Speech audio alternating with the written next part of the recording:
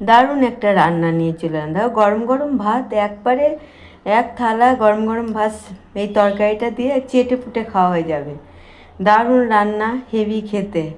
তা কীভাবে এই রান্নাটা করলাম চলো তোমাদের সাথে দেখাই। আর তোমরা এভাবে করে রান্নাটা অবশ্যই খেয়ে দেখবা কীরকম হয়েছে।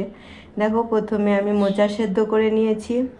এখানে মোচা সেদ্ধ করে হাতে করে ম্যাশ করে নিয়েছি। আর এখানে ছোলার ডাল সিদ্ধ করে নিয়েছি।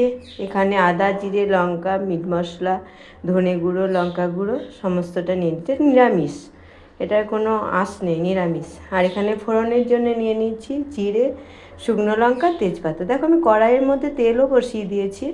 এবার আমি তার মধ্যে দিয়ে দেবো এই ফোড়নটা, জিরে, তেজপাতা, শুকনো লঙ্কা। বেশি কিছু ফোড়ন না, সামান্য এইটুকুই।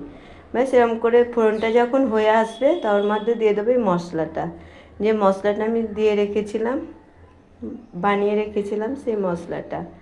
ভালো করে একটু মশলাটা কষিয়ে নেব। তেল ছেড়ে এলে একটু হলুদ দিয়ে দেব।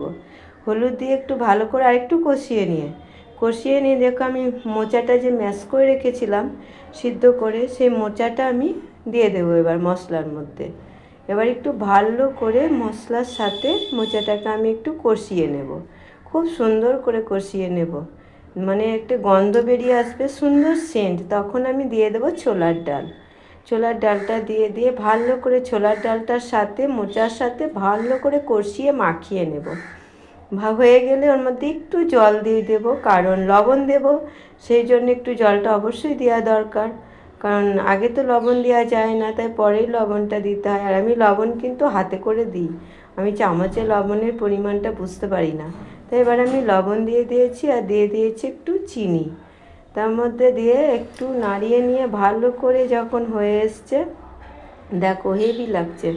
তারপরে আমি ওর মধ্যে দিয়ে দেবো, যখন হয়ে আসছে তখন ওর মধ্যে দিয়ে দেবো ঘি আর গরম মশলা।